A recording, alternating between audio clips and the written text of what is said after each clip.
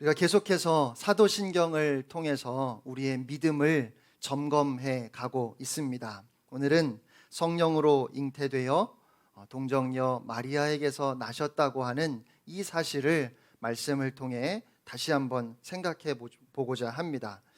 우리 예수님은 누가 보아도 분명히 사람이셨습니다. 말씀하시는 것을 보아도 그렇고 그 생김새도 그렇고 제자들과 함께 먹고 마시고 생활하시는 것을 보면 또 찌르면 피가 나는 것까지 영락없는 사람이셨습니다. 하지만 예수님은 스스로를 하나님이라 하셨지요.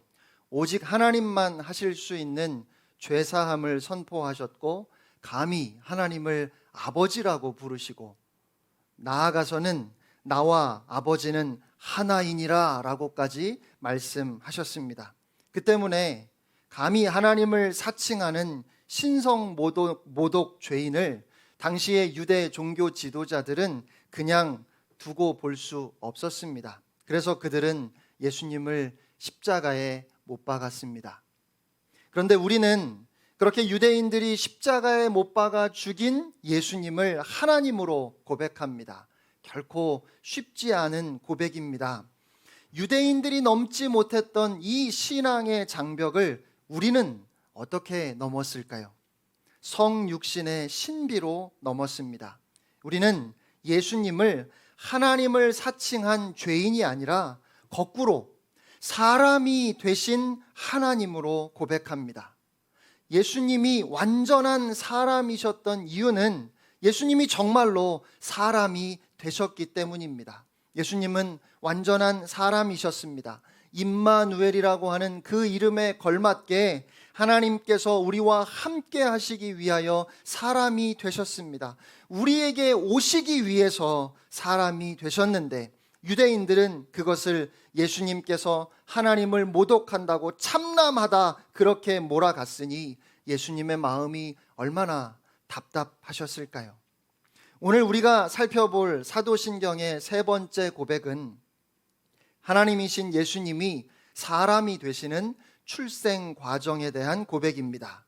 그는 성령으로 잉태되어 동정녀 마리아에게서 나시고 신학적으로 성육신이라고 합니다. 거룩하신 하나님이 육신을 입고 사람이 되셨다고 하는 고백이지요. 이 사도신경의 세 번째 고백인 성육신은 오늘 우리에게 어떤 의미일까요? 첫째로 성육신은 무엇보다 신비입니다. 서두에 말씀드렸던 것처럼 유대인들이 예수님을 오해한 것이 한편으로 이해가 됩니다. 하나님이 사람이 되시다니 우리의 머리로는 도저히 이해하기 어려운 신비의 영역입니다. 부부 관계에서가 아니라 성령으로 잉태되신 주님, 그것도 처녀의 몸에서 잉태되셔서 주님이 태어나셨다는 것을 사람의 머리로 어떻게 이해할 수 있을까요? 한 생명의 탄생은 그 자체로 신비입니다. 저희 가정에 하나님께서 셋째를 주셨습니다. 그런데요, 너무 띄엄띄엄 주셔서 그런 것도 있겠지만 첫째도 아니고 셋째인데 제 아내의 배가 불러오는 모습을 보면서 참 신기했습니다. 아이의 심장 소리를 처음 들을 때 신비롭게 들렸습니다. 처음에는 몇 센티미터라고 그렇게 아이가 자라고 있다고 알려주었는데 어느 순간엔가 엄마 뱃속에서 발차기를 합니다. 그렇게 아이가 움직이는 것을 보고 느낄 때면 정말 경이롭고 신비했습니다. 물론 생물학적으로 아이가 어떻게 자라고 어떤 과정을 거쳐서 태어나는지 학교에서 다 배웠지요. 그러나 그런 지식이 무슨 소용이 있겠습니까? 그저 신비하고 또 신비할 뿐입니다. 그런데 예수님의 탄생은 차원이 다른 신비입니다. 남자를 알지 못하는 처녀 마리아를 통하여 주님이 태어나셨습니다. 신학적으로 동정녀 탄생이라고 말합니다. 우리의 머리로 도무지 이해할 수 없는 사건입니다. 역사적으로 예수님에 관한 여러 가지 이단 논쟁이 있었는데 그 중에서도 예수님의 동정녀 탄생은 정말 많은 논쟁이 있었고 지금도 동정녀 탄생을 믿을 수 없다고 말하는 사람들이 참 많습니다. 믿지 않는 사람들이 동정녀 탄생을 문제 삼는 것은 두말할 필요도 없고 스스로 기독교인이라고 하면서도 자유주의 신학자들 중에는 동정녀 탄생을 부인하는 사람들이 적지 않습니다.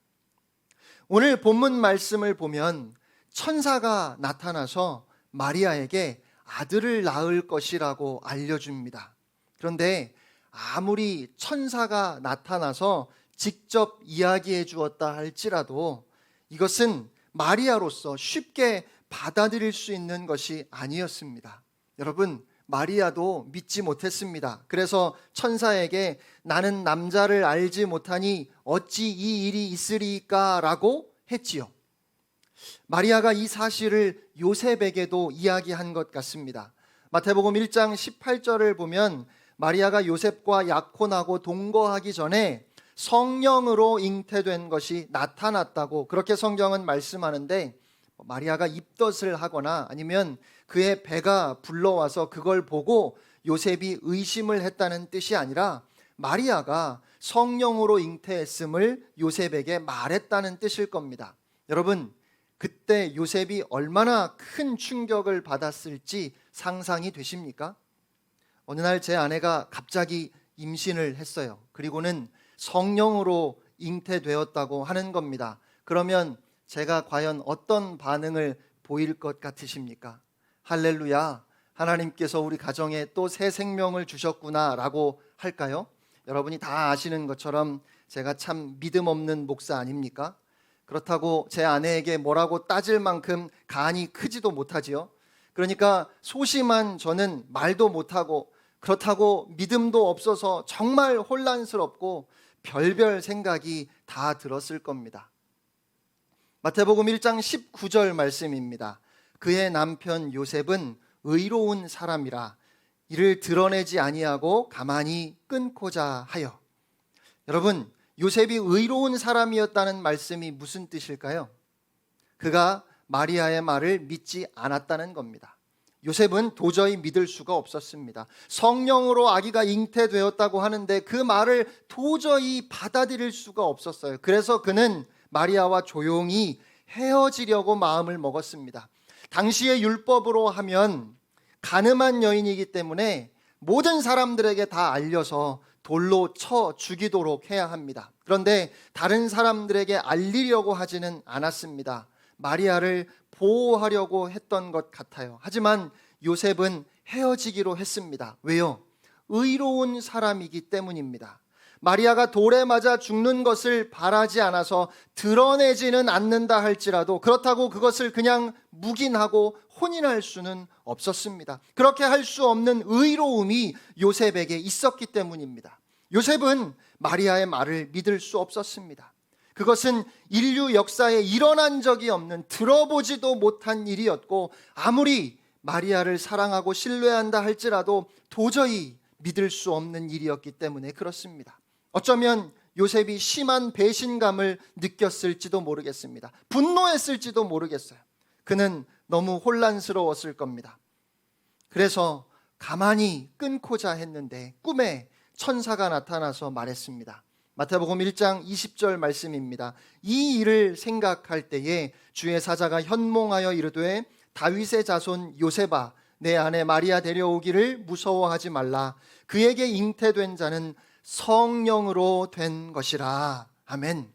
오늘 본문에 이 내용이 조금 더 자세히 기록되어 있는데 35절에 천사가 마리아에게 대답했습니다. 성령이 내게 임하시고 지극히 높으신 이의 능력이 너를 덮으시리니 이러므로 나실 바 거룩한 이는 하나님의 아들이라 일컬어지리라. 아멘.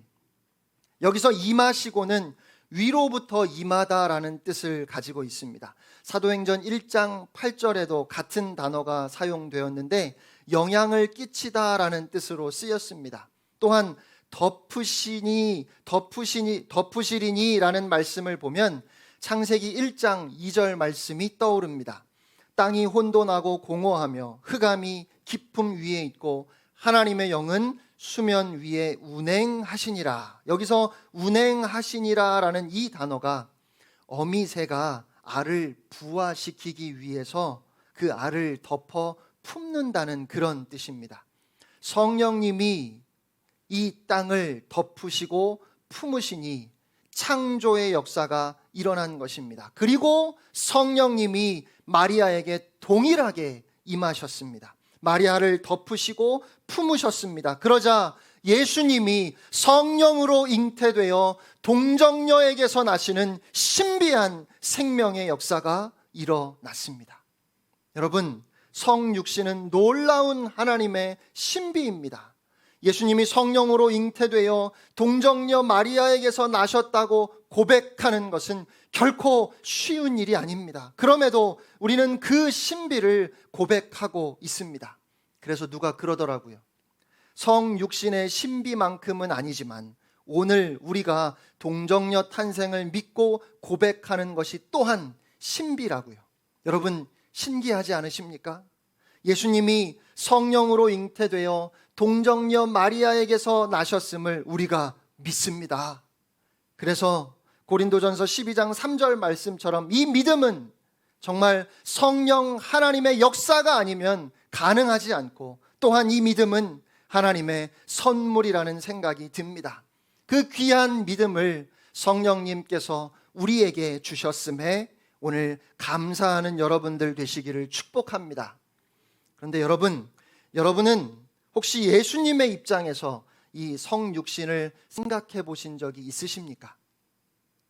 저는 두 번째로 이것을 생각해 보고 싶습니다.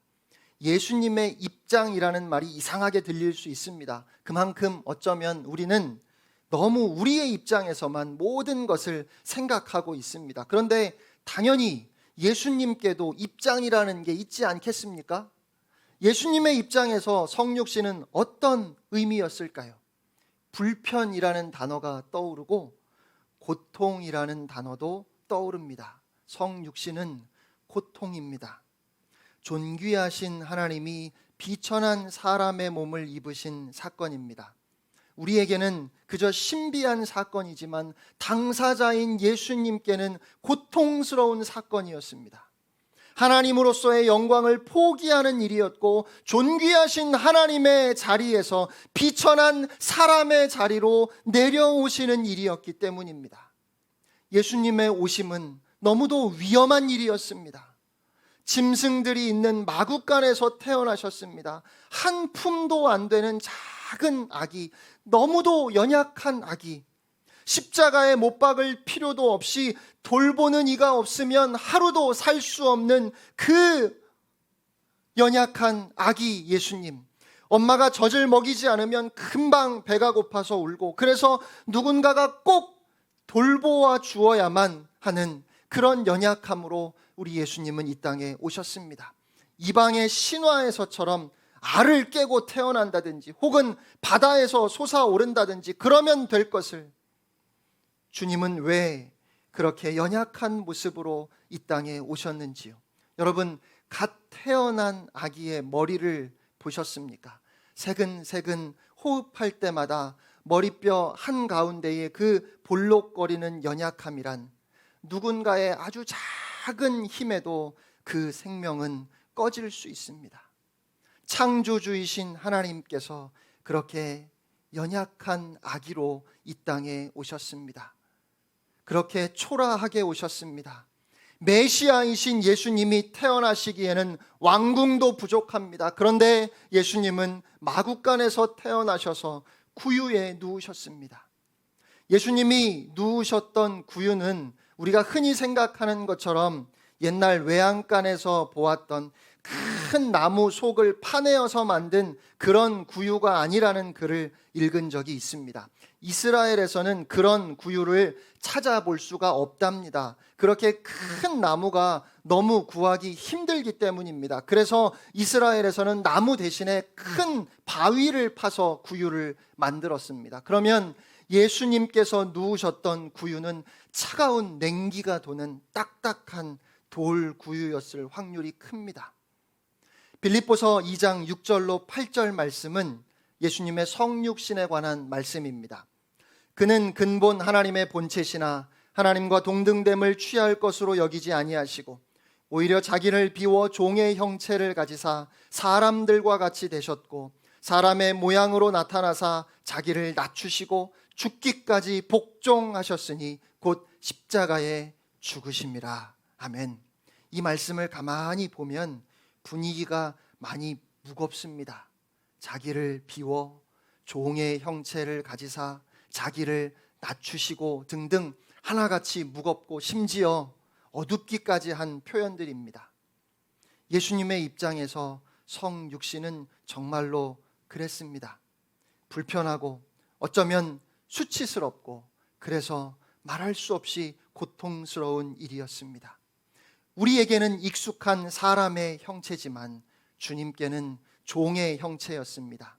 우리한테는 오래도록 살아온 삶의 터전이지만 주님께는 하나님으로서의 영광을 포기하시는 일이었고 존귀한 하나님의 자리에서 비천한 사람의 자리로 내려오시는 일이었기 때문입니다. 야생의 독수리를 잡아서 좁은 새장에 가둬놓으면 아무리 모이를 잘 주고 키워도 2주를 넘기지 못하고 죽는다고 합니다. 그 이유가 무엇일까요? 소위 하늘의 왕자라고 부르는 독수리는 큰 날개를 활짝 펼치고 마음껏 창공을 누비며 살아야 하는 존재이기 때문입니다. 그의 자유를 빼앗아 새장에 가두는 것은 하늘의 왕자로서의 위엄을 빼앗는 것이기에 그 치욕과 고통을 견디지 못한다고 합니다. 차라리 죽는 것이 나을 정도입니다. 미물인 독수리도 그러한데 온 우주에 그 임재가 가득하신 전능하신 하나님이 숨결 하나로 홍해바다를 가르시고, 아니 말씀으로 천지를 창조하시는 하나님이 이 좁은 지구에 오셔서 작은 인간의 몸을 입으시고 스스로 갇히셨습니다. 그 죽음과도 같은 고통을 여러분은 상상하실 수 있으시겠습니까? NIV 영어 성경을 보면 자기를 비우셨다는 말씀을 He made himself nothing이라고 번역했습니다. 모든 것에 모든 것 되시는 하나님께서 자신을 비우시고 스스로를 아무것도 아닌 nothing으로 만드시고 세상에 오신 것입니다. 십자가 구속의 은혜가 너무도 크지만 사람의 몸을 입고 이 땅에 내려오신 성육신 자체가 우리에겐 너무나 큰 은혜이며 감사의 제목인 줄로 믿습니다. 그런 의미에서 성탄절의 의미를 다시 생각하게 됩니다. 성탄절이 우리에게는 마냥 즐겁기만 한 축제의 날이지만 정작 그날의 주인공이신 예수님께는 그렇지 않을 수도 있을 것 같아요. 예수님께는 고통의 날이며 희생의 날이었습니다. 존귀하신 하나님이 비천한 사람의 자리로 내려오신 날입니다. 나를 위해 비천한 인간의 자리로 내려오신 그 주님의 은혜에 진심으로 감사하는 마음이 오늘 우리에게 있어야 하겠습니다. 그래서 마지막 세 번째로 성육신의 의미는 결국 은혜입니다. 십자가만이 은혜가 아닙니다. 십자가 이전에 예수님께서 사람이 되셔서 이 땅에 우리에게 오셨다는 그 자체가 우리를 향한 주님의 은혜입니다. 주님은 왜 사람으로 이 땅에 오셨을까요? 그 이유는 간단합니다. 바로 저와 여러분 때문입니다. 우리 때문입니다. 앞서 말씀드렸던 빌립보서 2장 6절로 8절에 이어지는 말씀을 여러분 잘 아시지요? 9절로 11절입니다. 이러므로 하나님이 그를 지극히 높여 모든 이름 위에 뛰어난 이름을 주사 하늘에 있는 자들과 땅에 있는 자들과 땅 아래에 있는 자들로 모든 무릎을 예수의 이름에 꿇게 하시고 모든 입으로 예수 그리스도를 주라 시인하여 하나님 아버지께 영광을 돌리게 하셨느니라. 아멘. 여러분, 이 말씀을 잘 이해하셔야 합니다. 우리가 예수님께서 그렇게 사람이 되시고 죽기까지 복종하심으로 그 고난, 그 고통을 통해서 예수님께서 높아지셨고 영광을 얻으신 것으로 그렇게 이해하기 쉬운데 사실은 그렇지 않습니다. 이 말씀은 예수님이 영광을 받게 되신 근거를 설명하는 말씀이 아니라 우리가 하나님의 백성이 된 근거를 설명하는 말씀입니다. 어떻게 예수님이 주가 되셨는지 그것을 설명하는 것이 아니라 어떻게 우리가 예수를 주라 시인할 수 있게 되었는지 그것을 우리에게 말씀하시는 것이라는 말이죠. 예수님께서 사람이 되셨고 그 모든 고난을 겪으심으로 그래서 예수님이 영광을 받으시게 된 것이 아닙니다. 예수님께서 낮고 천한 몸으로 이 땅에 오시지 않으셨다면 그러면 영광을 받지 못하셨을 텐데 자기를 비우시고 사람이 되셔서 그래서 하나님 앞에 복종하심으로 영광을 얻으신 것이라면 그 말이 맞겠지만 아닙니다. 예수님은 원래부터 한없이 영광스러우신 만유의 주님이시며 영존하시는 하나님이셨습니다. 그런 예수님이 우리를 위해 자신을 비우시고 이 땅에 오셨고 우리를 위하여 십자가를 지셨습니다.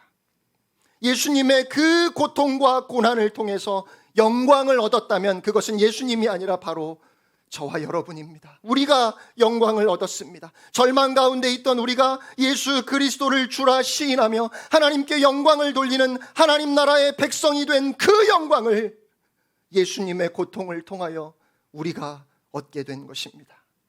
그래서 성육신은 은혜입니다. 제가 대학생 때 하루는 학교에서 시내로 나가기 위해 운전을 하는데 왕복 2차선밖에 안 되는 좁은 시골길에 꽤 커다란 누렁이가 한 마리 찻길 중앙선을 따라가고 있었습니다. 커다란 개가 어슬렁 가고 있는데 어디로 방향을 틀지 모르니까 제가 섣불리 앞지를 수도 없고 맞은편에서 차가 오면 정말 위험할 수 있는 상황이었습니다. 제가 조금 가까이 다가가거나 빵 하고 살짝 경적을 울리면 이 개가 움찔하면서도 그래서 도로 밖으로 도망가거나 나가는 것이 아니라 그럼에도 계속 중앙선을 따라가는 겁니다. 그리 길지 않은 시간이었지만 정말 답답했던 제 마음에 제가 그 개에게 개가 알아들을 수 있게 말을 해줄 수 있으면 참 좋겠다는 생각이 들었습니다. 그렇게 도로 한가운데로 가면 위험하다고, 죽을 수도 있다고, 그 길은 가면 안 되는 길이라고 그렇게 말해주고 싶었습니다. 여러분, 어떻게 하면 제가 그 개에게 말해줄 수 있을까요? 제가 개가 되면 됩니다. 하지만 어떻게 사람이 개가 될 수 있겠습니까? 저에게는 그런 능력이 없는 것도 문제지만 혹시 그럴 수 있다 하더라도 여러분 중에 개를 사랑하시는 분들이 계실 텐데 그렇다고 개가 되실 분은 아마 안 계실 겁니다. 사람이 개가 될 수는 없지요.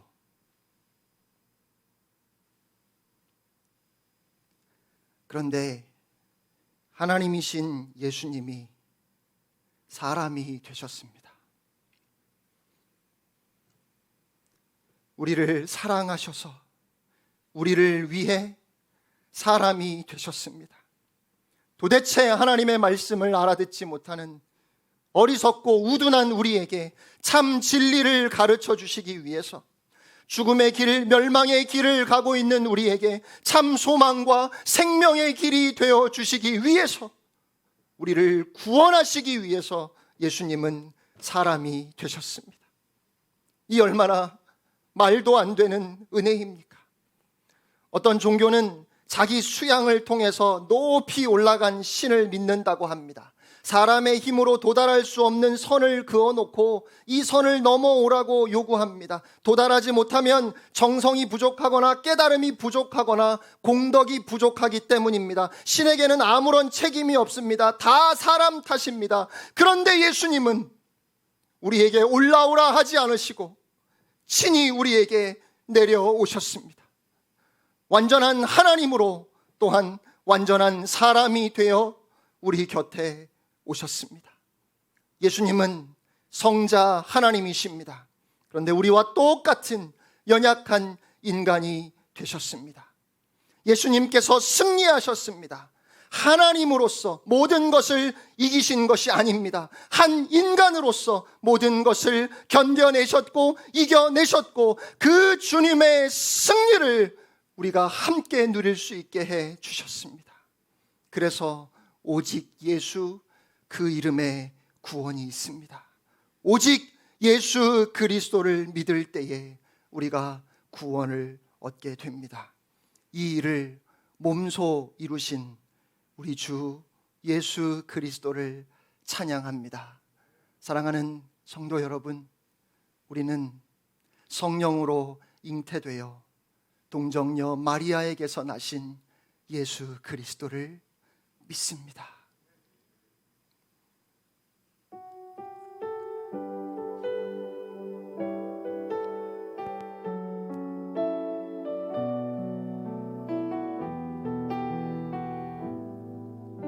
함께 고백하겠습니다.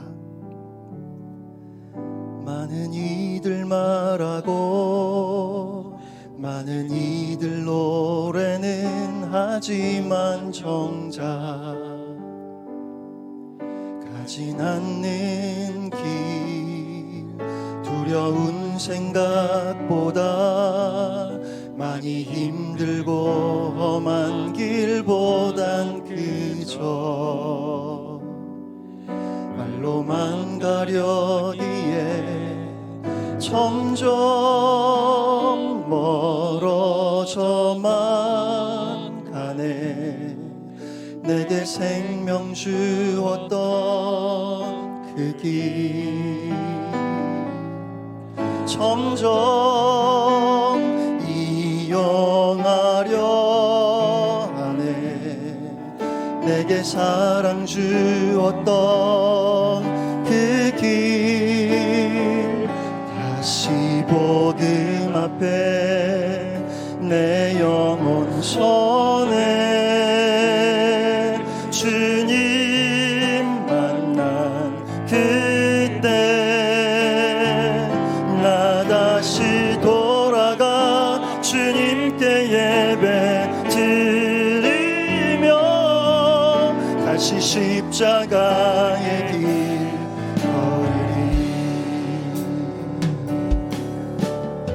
많은 이들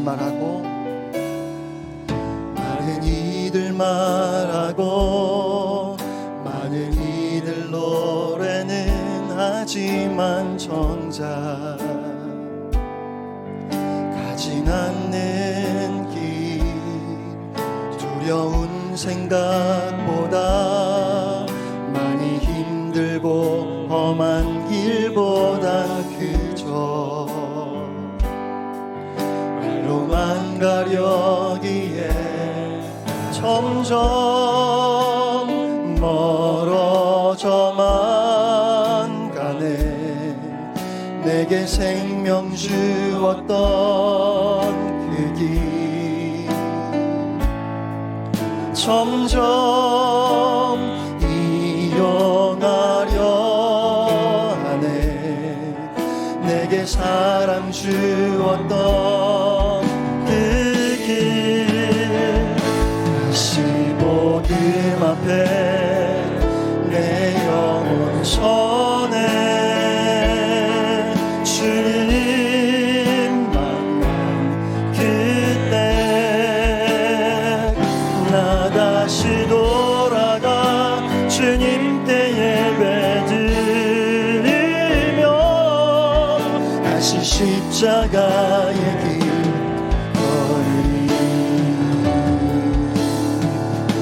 점점 멀어져만 가네.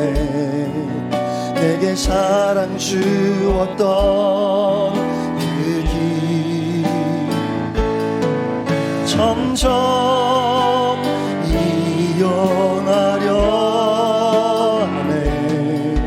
내게 사랑 주었던 그 길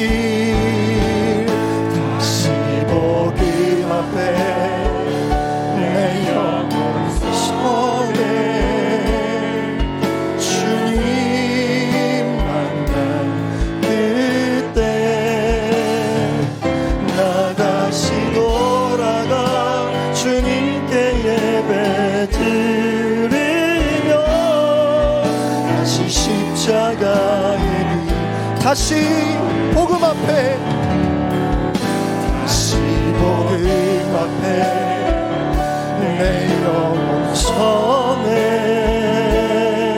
주님 만나 그때 나 다시 돌아가 주님께 예배 드리며 다시 십자가의 길 다시 복음 앞에 내 영혼 전해 주님 만난 그때 나 다시 돌아가 주님께 예배 드리며 다시 십자가의 길 걸으리.